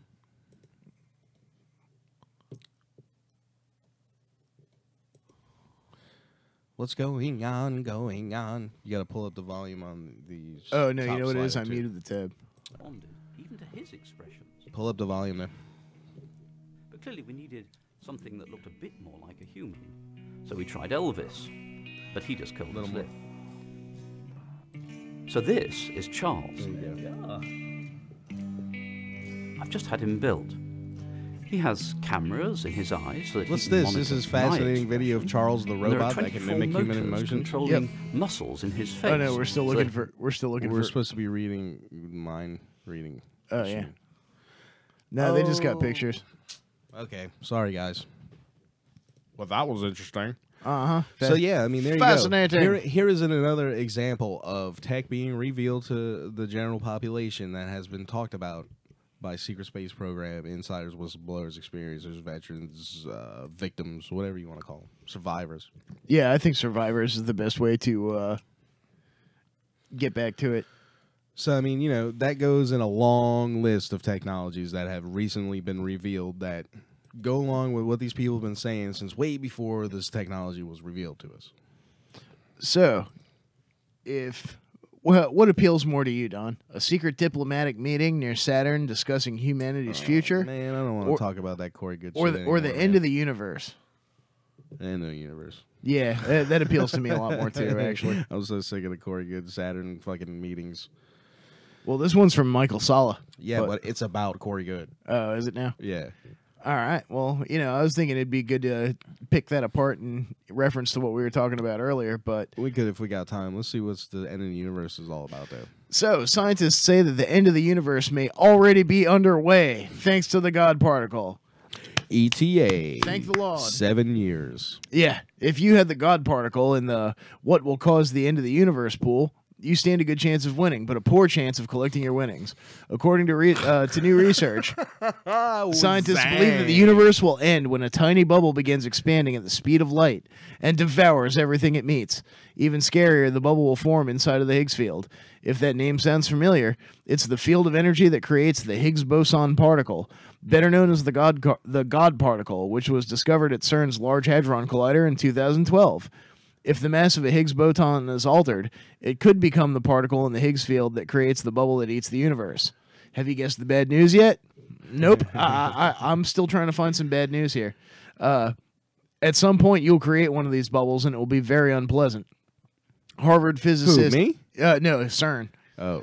Harvard physicist Anders Andreasen is the lead author of the study, published recently in the journal Physical Review D, which links the bubble to the Higgs boson. The particle's mass is currently 125 giga-electron volts, but it could change. And when it does, the end result is an ever-expanding, universe-killing bubble to end all bubbles. It's a good thing that this hasn't happened yet, right? Well, that's debatable.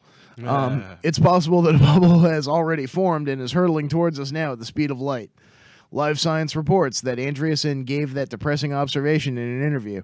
It's arguable. Again, hopefully we'll be able to see it coming and make preparations for our demise, right?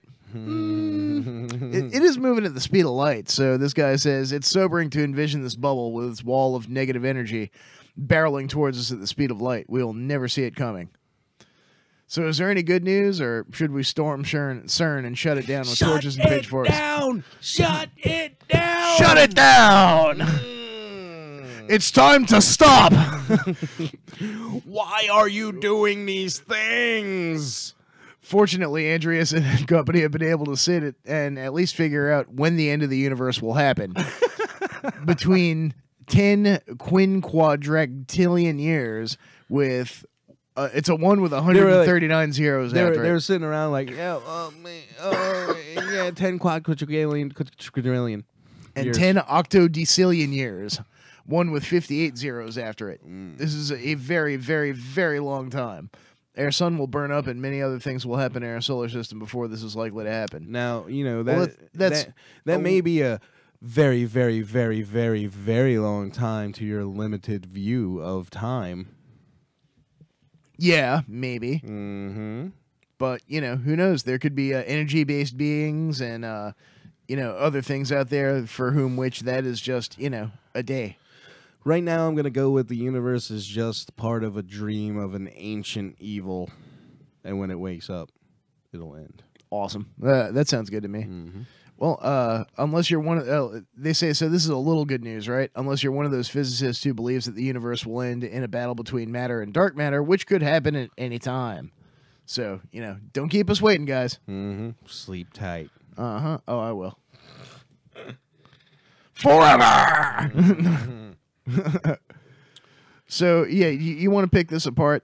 I kind of do. Okay, fine. And honestly, you know what? And this, I think this is, you know who I like more than the blue chickens? These golden triangle-headed things that are supposedly out there.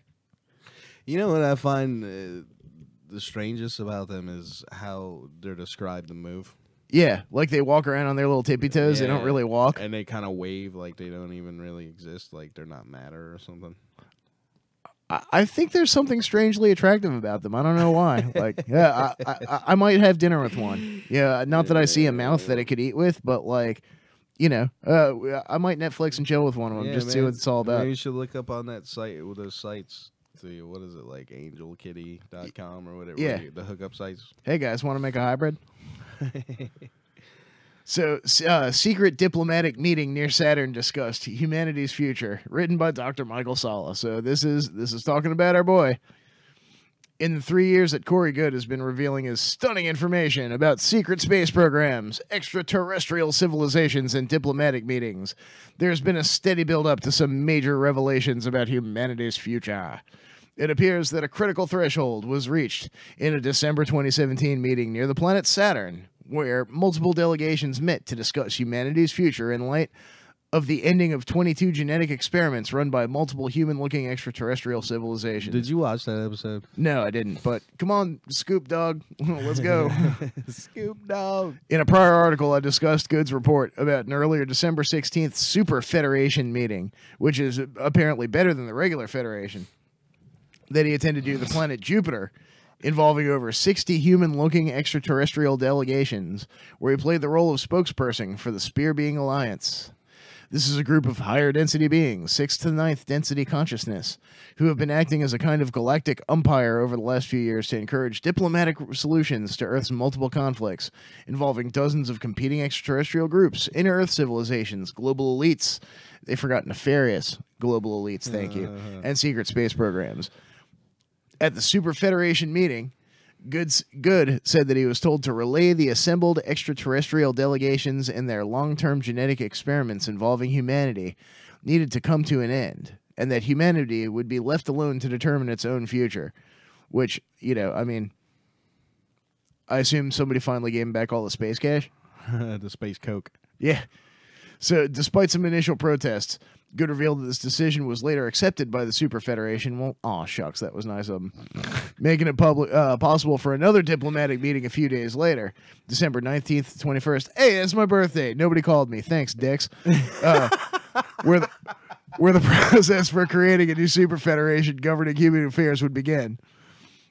To some, what has been written so far may sound delusional, and many will demand evidence to prove at least part of it before even considering it possible. At the moment, however, there's no hard evidence to substantiate Good's claims, which, again, you know, great. You know what? This year, I'm going to be sitting there on my birthday, you know, probably sitting in my apartment with my cat, drinking a 40-ounce, thinking, man, there's motherfuckers having a meeting around Saturn right now, and they didn't call me. Bastards. Plus, it's my birthday. I know, right? On the other hand, there's no hard evidence to disprove any of these things either. Well, of course, you know, we've been over this. If it can be advanced or asserted without proof, it can be dismissed without proof. Mm-hmm. In the 3 years that I've been researching and writing about Good's incredible assertions, I've found no evidence of deception. Instead, I found multiple sources corroborating his information from many different perspectives, whistleblowers, documents, and contemporary events. My research has been documented in 3 books so far, which in detail compare and analyze his amazing skip the claims. commercial. Yeah, I know, right? This was spectacularly demonstrated at a meeting in March 2015, where afterward Good described how he appeared on stage with 2 members of the Sphere Being Alliance before roughly 120 VIPs and delegates from the multiple secret space programs, global elites, and private civilian groups at a secret facility on the moon called Lunar Operations Command. It was at this time in March 2015, it was this March 2015 meeting that launched Good into a series of meetings, abductions, and encounters, which subsequently led to the December 2017 meetings that have become the most significant to have occurred so far. Yeah, I mean, you know, look at that big golden head. Looks like a Dorito. Oh, yum. Corey Good on stage at Lunar Operations Command with a blue avian and a golden triangle-headed being. That's an actual photo, you guys. It's not cel-shaded or anything. No, credit Steve Cefalo as the artist, so hey, it's a cool drawing. Oh, a guy commissioned a lot of that kind of stuff. Yeah. But, you know, they're not making any money, guys, right? Whatever. It's an unpopular opinion, but I'm sticking to it. Those golden triangle-headed aliens are kind of sexy. It is Good's role as delegate for the Sphere Being Alliance, and the status of this accords him to the perspective of other groups and forces, both on and off planet, that require us to keep an open and discerning mind as to what he is telling us. Good is giving us all vital information about events that lie ahead, and we should not be distracted by the noise of competing voices wanting to distract us, like those dickwads at Reality Brief, intentionally or not, from important galactic developments. We should not be distracted by the noise of competing voices. You should be distracted by our noise for 2 weeks, or 2 hours out of every week. That's all we ask. Wait. We should not be distracted by the noise of competing voices. That sounds awfully... Why does that seem familiar? Oh, yeah, we read about that tactic in the disinfo shit at the beginning of the show. Hot damn, how about that? Oh. But there are no coincidences. So this takes me to the most recent galactic meeting that Good attended. Only a few days after the December 16th Super Federation meeting near Jupiter that we didn't call Dan for. He discussed both of these meetings in a January 13th article and his March 27th Cosmic Disclosure interview. Good described being taken to a nearly identical temporal anomaly near Saturn by representatives of several inner-Earth civilizations. 7. The craft that transported him had a total of 40 Inner-Earth participants comprising 7 groups, and Dan wasn't one of them. Inner-Earth... He was at home alone, drinking beer and crying. With his cat. Intriguingly, Good says that these Inner-Earth beings are descendants of humanity's future selves, a small group of whom he time-traveled into the distant past to maintain an optimal timeline. They did this to ensure that draconian reptilians would not overtly take over the planet, thereby establishing a global tyranny. Wait a minute. I thought it was the Draco reptilians, according to him, already established a global tyranny over the planet. Yeah, so which which is timeline are we in? Huh? Come on, guy. Come on. Did they merge and nobody told us? What's going on here? You and your time fuckery. Good says that when he arrived at the Saturn facility, he was met with representatives of 52 civilized worlds from the local cluster of stars in our region in the Milky Way. In his March 27th interview, Good described the physical appearances of these representatives. They were all humans of different types, and most of them were not Caucasian. There were many types of olive skin, brown skin, and even kind of a tan skin, but they were representatives of each of the 52 local stars, and they are all basically our cosmic cousins. They are human beings, just different types. Okay, you know what? That I'm willing to believe that human life is ubiquitous and it's out there throughout the cosmos. That kind of makes sense. You know what I mean? Like, if any planet that you have chemistry like Earth, something like humans will eventually arise given enough time. I don't know, man. I'm feeling the blue chickens. I'm feeling them golden head things. But anyhow, he pointed out that one of these groups, the famed Olmecs, who had mysteriously helped develop human civilization, were in fact extraterrestrial refugees relocated to Earth due to the draconian control of their homeworld. Good elaborated about this in his March 27th interview. Many times in our history, refugees have been brought from other planetary systems to stay and live here, and they lived here for many generations at times. That was the Mayans, the Olmecs. They forgot those one dudes from Mongolia. You know who I'm talking about, right? Bolyrox? Huh? No, there's, what's it, if you know who I'm talking about, people that say that they're descended from the stars that live in Mongolia. 757-528-8130. Dial them numbers. Or Skype us, or, whatever. Type something in the YouTube chat. Hey, we don't just care. throw a rock through the window at the super secret undisclosed location. Launch a carrier pigeon. With a little note on it that says, telepathy. Shut up. Yes, use telepathy. We're accepting telepathic messages right now. In past interviews, Good has described his interactions with Micah, the representative of the Olmec group, who had previously played Good's role as the Sphere Being Alliance representative for his civilization. He just wanted to come to Earth to buy some space. Come to Earth to buy some space blow. Yeah. According to Good, neighboring star systems have experienced similar histories to our own in terms of global corrupt elites secretly aligned with a group of extraterrestrials described as draconian reptilians. In these adjacent star systems, a Sphere Being Alliance appeared and chose a single individual to be their delegate spokesperson in the subsequent negotiations and struggle to rid their planet of the corrupt elite control systems that plagued these worlds. Let me interject here. Okay, Hey, wasn't that in that last thing too? Like establishing oneself as a position of authority? Yeah, stop talking. Okay, so in the episode before this one, they were going on, and it almost sounded like they were shilling for some type of draconian extermination event. Like, oh yeah, it's going to be great. The energy's going to change, and all the lizard people are going to die. Now, if you follow the show, if you look into this shit at all, you'll know that, aliens seem to live in duality just like humans. And there's going to be good lizard men, and there's going to be bad lizard men. Granted, you only hear more stories about the bad lizard man, but that doesn't mean they all deserve to fucking die. I could be wrong with this, but that is the general sense that I got from that episode, that they were like almost in glee that all the draconians were going to be fucking exterminated. Sorry, I just had to put that in there. Well, it stands to reason that if human life is ubiquitous, then reptilian life is too. Exactly. So they're not everyone is an alpha Drac dickhead. All right, so in this regard, Good said each of them have either been in contact with the blue avians or the triangle head being and gone through a similar thing that I have in their own planetary system.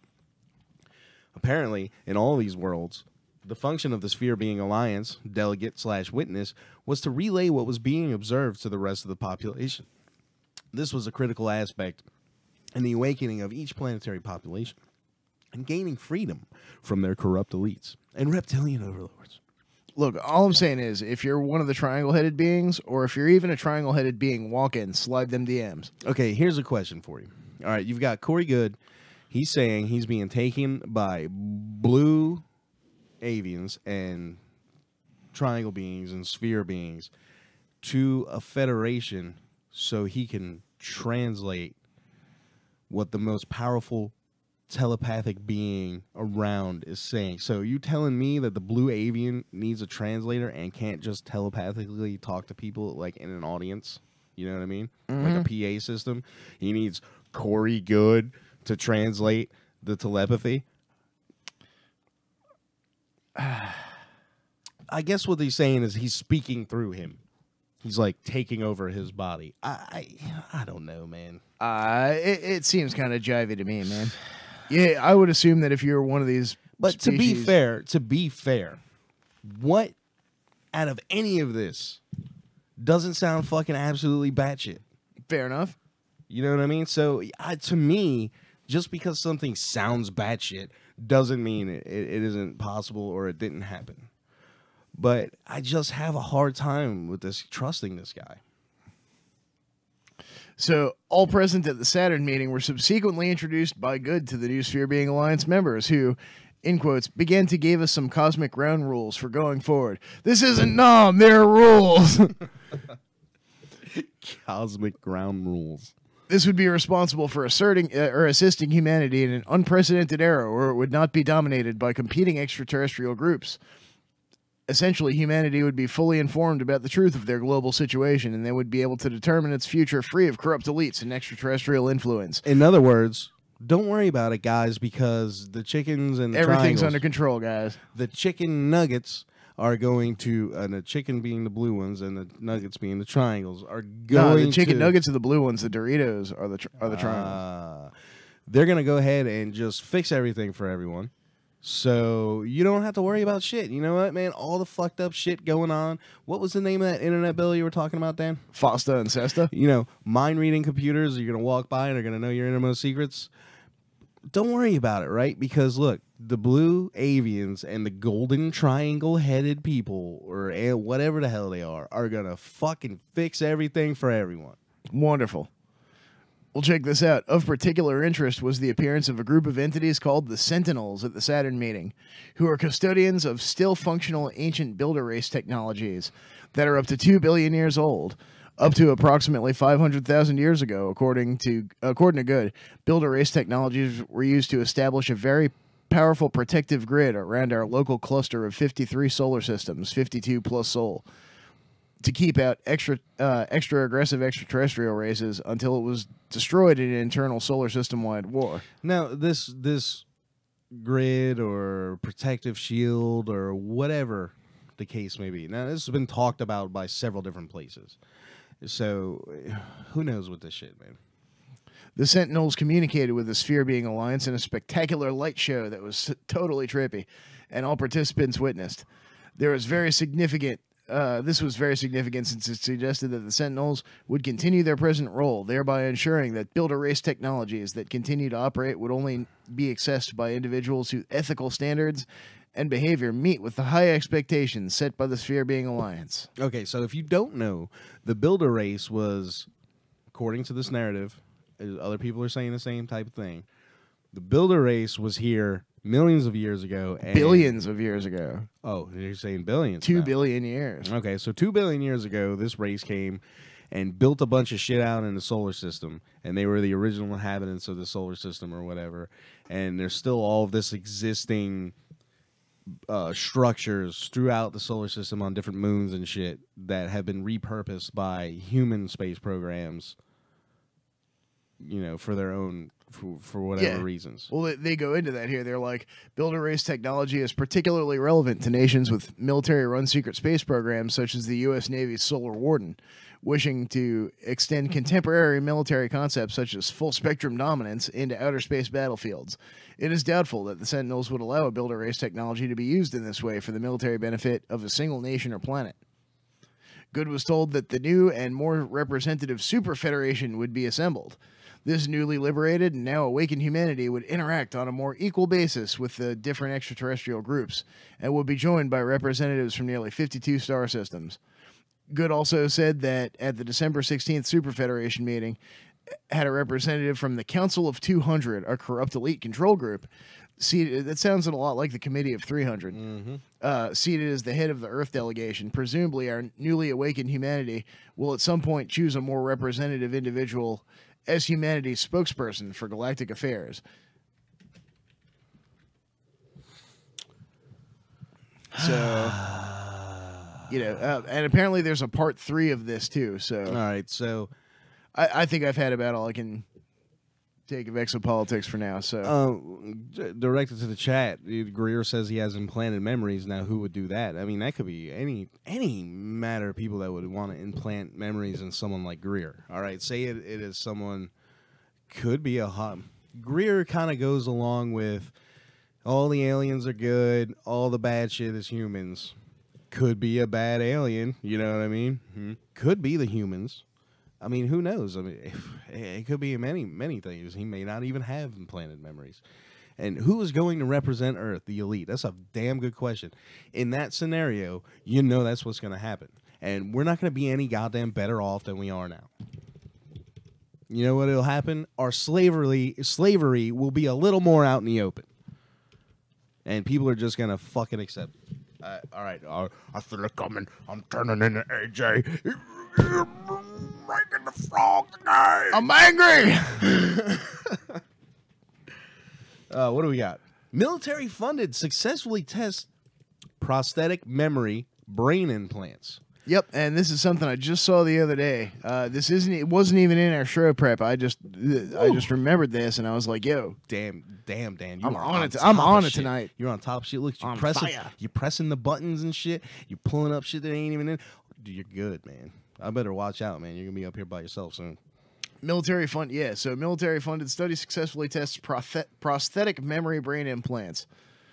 So one of our favorite sponsors, DARPA, recently funded this new technology that's got electrodes implanted into the brain, and it can help improve your memory or basically provide extra space.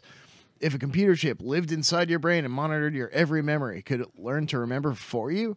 This may seem like science fiction, but according to a new paper in the Journal of Neural Engineering, technology like this may be a reality before long. In a military-funded pilot study, scientists successfully tested what they call a prosthetic memory, a neural implant that can learn to recognize your brain activity when you correctly recall new information, and later replicate that activity with electrical signals to give your short-term memory a boost. Which, okay, that might actually help me a little bit. In a small test of 15 patients at Wake Forest Baptist Medical Center, this prosthetic memory system helped the patients improve their short-term memory by an average of 35%.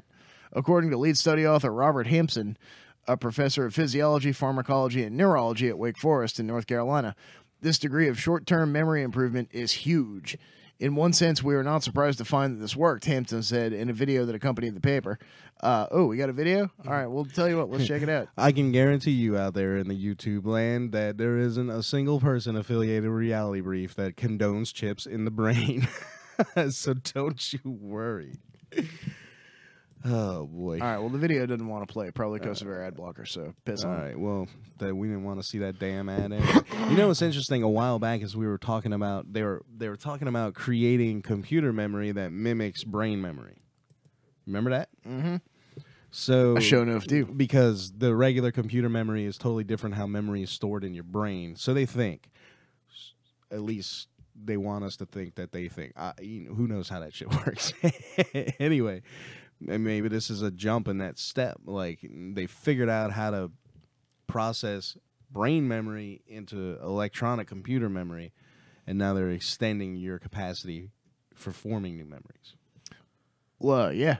And this it says, in the study, which was funded by DARPA, Hampson and his colleagues tested the prosthetic system on 15 patients enrolled for epilepsy treatments at Wake Forest Medical Center.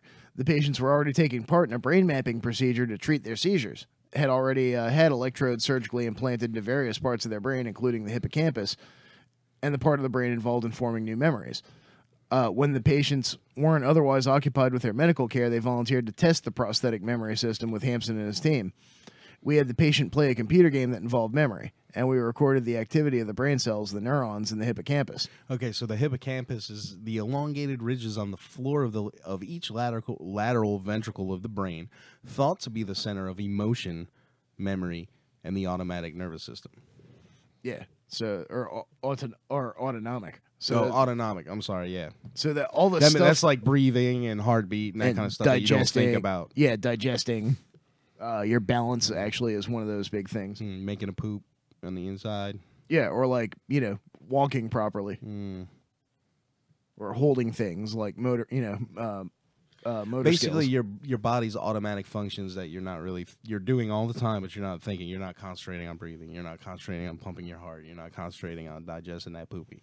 Right.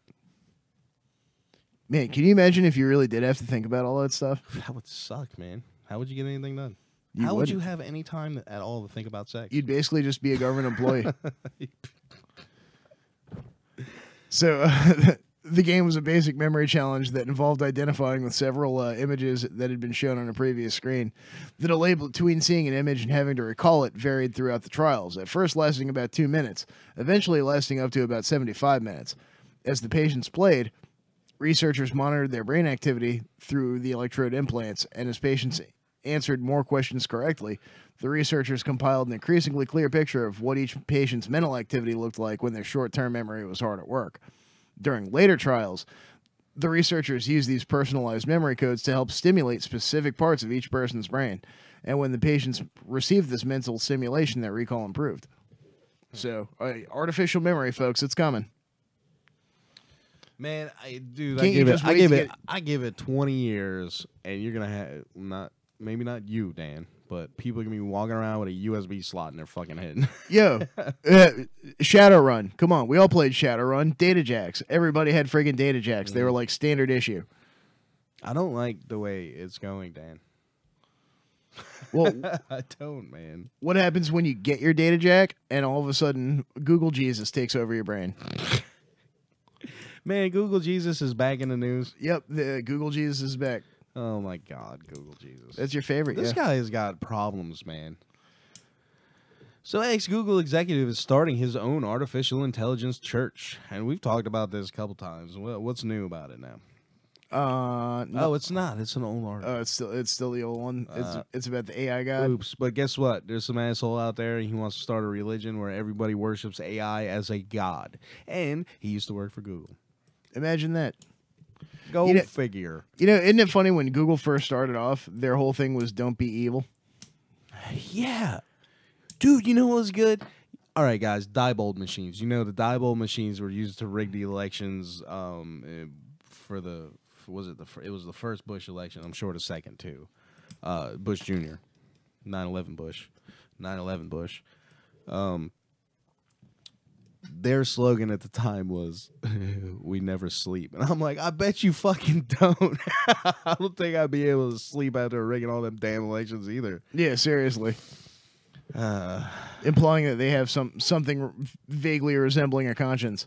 Yeah, because I was driving up the highway one day and I looked over and there was one of them fucking Diebold trucks next to me, and it was like, I flip those guys off. I'm not even gonna lie. When I see Diebold trucks on the road, I shoot those guys the bird. Just because they know what they do. The real scary thing isn't going to be just people with extra memory capacity or data jacks, but living in a world where the instant reactions of AI are the norm. Yeah. Yo, he's right about that. Yep. Absolutely, man. I agree. So, getting back to the whole rise of the police state and infringements on your liberty and other such fun stuff, normally I kind of break the ACLU's balls, but they're right here.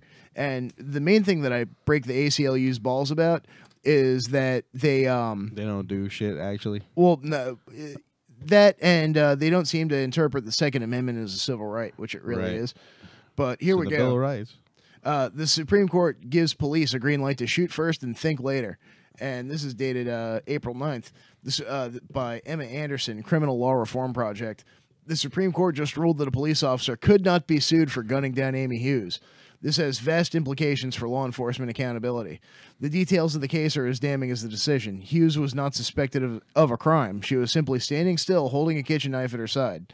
The officer gave no warning that he was going to shoot her if she did not comply with his commands. Moments later, the officer shot her 4 times. Shoot first and think later, according to Justice Sonia Sotomayor, which is what the officer did. As Sotomayor argued in dissent, the court's decision in Kisela versus Hughes means that such palpably unreasonable conduct will go unpunished. According to 7 of the 9 justices, Hughes' Fourth Amendment right to not be shot 4 times in this situation is less protected than the officer's interest in escaping accountability for his brazen abuse of authority.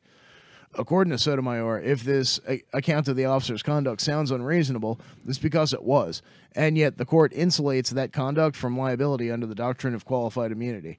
Worse yet, this decision wasn't a surprise, and it certainly isn't an aberration.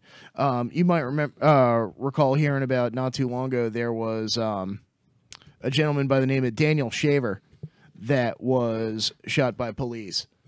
And just recently, the cop that shot him was exonerated. Here, go ahead. Keep going. I'll look it up. All right. So, let's see, there was also the case where the guy was standing in his backyard on a cell phone, and he got shot like 20 times by cops for being in his backyard on a cell phone.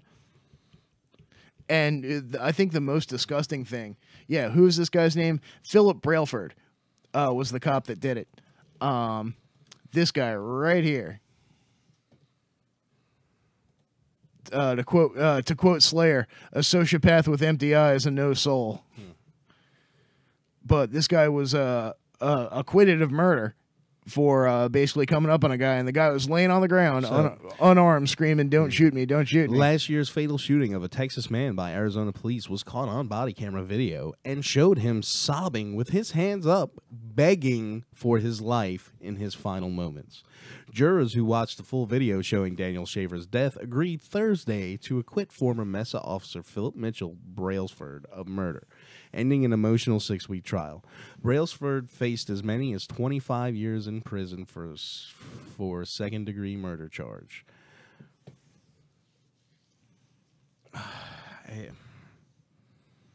Yeah, so this douchebag got off. What about that is okay? Absolutely nothing. But Dude's on his knees with his hands up and you fucking kill him? Well, and that was one of the things when the USSR came into Russia.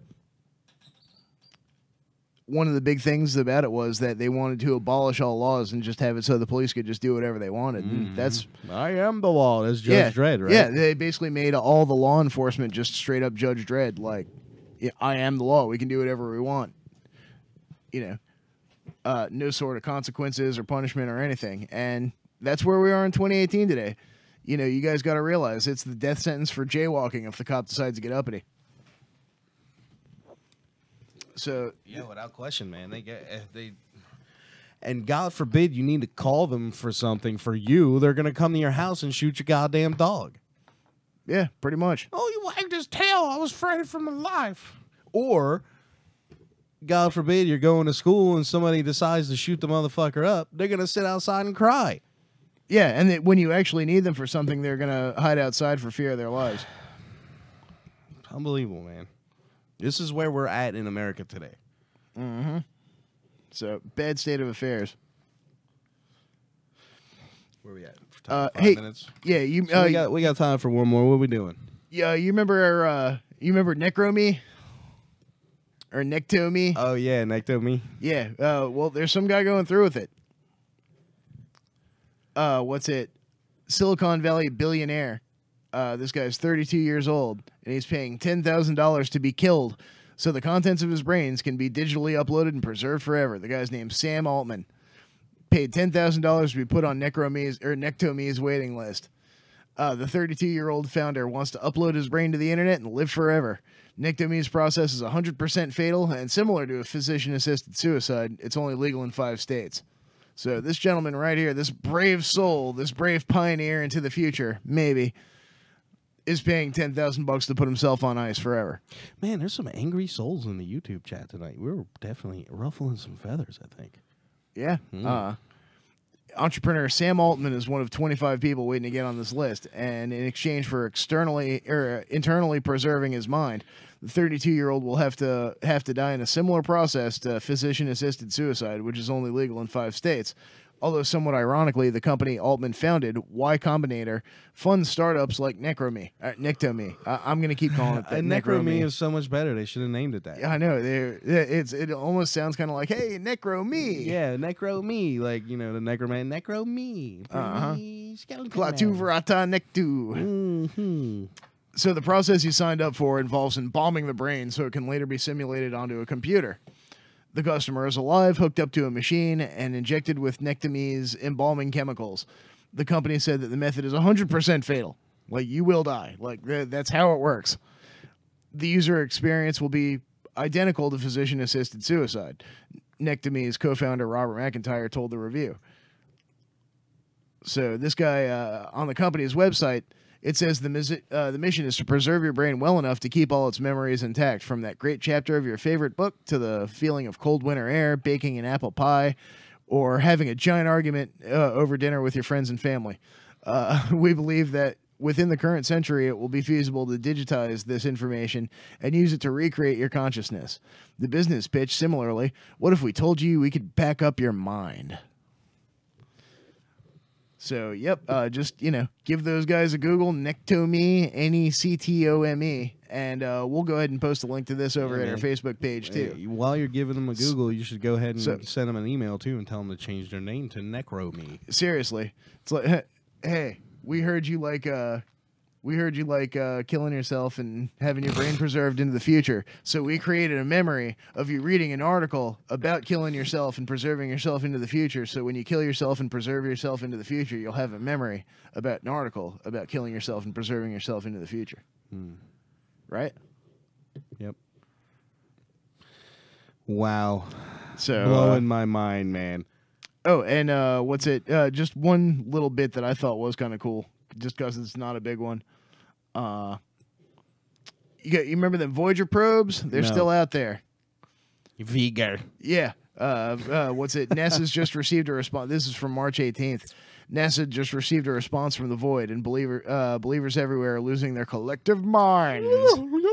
After 37 years of inactivity, Voyager 1 fired up its thrusters for the first time in nearly 4 decades. This incredible and unsuspected triumph means Voyager 1 can once again communicate with Earth from 13 billion miles away. Boom. Voyager 1, NASA's farthest and fastest spacecraft, is the only human-made object in interstellar space, the environment between the stars. Traveling at speeds of more than 35,000 miles an hour. Damn, that's just booking, man. These Voyagers travel about 90,000 miles further from Earth each day, a distance equal roughly to 36 times Earth's circumference. Nice. So 5 years ago, in August 2012, Voyager 1 crossed the edge of the heliosphere, called the heliopause. So this made it the first thing to venture into the space between the stars, where none of our spacecraft, knowingly to the public, had gone before. 36,000 miles an hour, huh? Yeah. So the team made up of Chris Jones, Robert Shotwell, Carl Guernsey, and Todd Barber agreed on an unusual solution. Try giving the job of orientation to a set of thrusters that had been asleep for 37 years. Jones, the chief engineer at JPL, said the Voyager flight team dug up decades-old data and examined the software that was coded in an outdated assembler language to make sure that we could safely test the thrusters. And it worked. Tuesday, November 28th, Voyager engineers fired up the 4 thrusters and waited eagerly as the test results traveled through space. It took 19 hours and 35 minutes to reach an antenna in part of NASA's Deep Space Network in Goldstone, California. The test was successful. So, yeah, this thing's been dormant since 1980, and, yeah, it still works. Awesome. So, who knows? It's nice to know that it's relatively empty out there, and maybe something could actually make it from our solar system to another solar system. It's nice to know that it matches my soul out there, relatively empty. Yeah, I know, right? So, guys, we will see you again next week. Thanks for listening. Can't tell you again enough. Thank you for watching the show. Yeah, we appreciate the hell out of it. Thanks for being part of Reality Brief. Otherwise, it'd just be like any other night, me and Dan just talking to each other about shit. But you guys are watching it. Thanks, guys. We'll see you next week. Thanks, everyone. Have an awesome week.